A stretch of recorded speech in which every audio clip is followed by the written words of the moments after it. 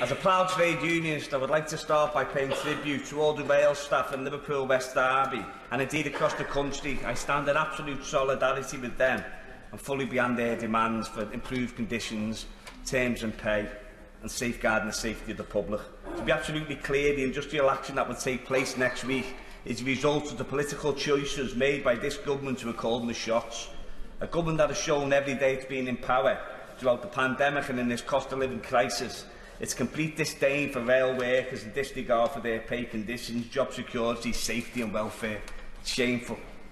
We can see where this government loyalties lie from the way it was so quick to bail out the private operators who continue to make vast profits, while on the other hand is brought this despicable motion to Parliament to attack key workers demanding fair pay and conditions.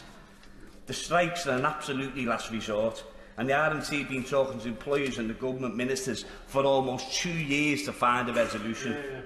A key part of this dispute is that employers won't withdraw the threat of thousands of compulsory redundancies, pushing many rail workers into poverty in the middle of the worst cost of living crisis in living memory.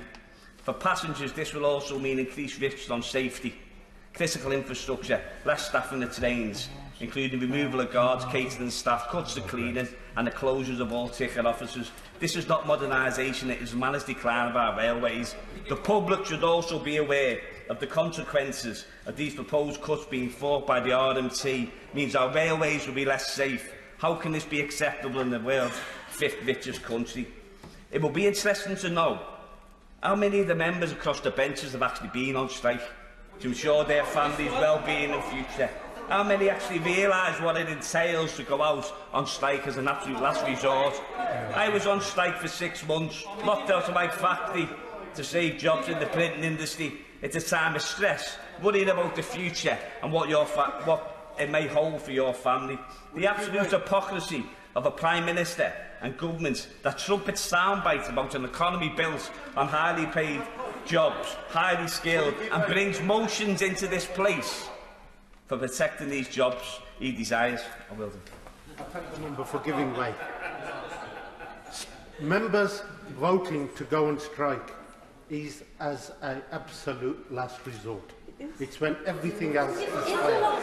The strike action planned for Tuesday, Thursday and Friday, I will be showing my solidarity by joining the trade union members wholeheartedly. Would the members opposite do the same by showing solidarity with the working class? The other member just said, well, when do we not see the same urgency in calling out a British gasman using fire and Riaya? Where was the anger and the motion calling out P&O for the disgraceful sacking of their entire loyal workforce by Zoom? A total absence of leadership, a total absence of standing up to these road companies, and a total absence of any legislation in the Queen's speech to protect workers. Trade unions are a force for good. Unlike the party opposite, who are responsible for the worst living standards and living memory, and continue to let millions of people shiver and starve in their own homes because of the political choices they make. I thank the honourable gentleman for giving way. I'm a former trade unionist. I've probably been out on strike more than most people on either side of this House.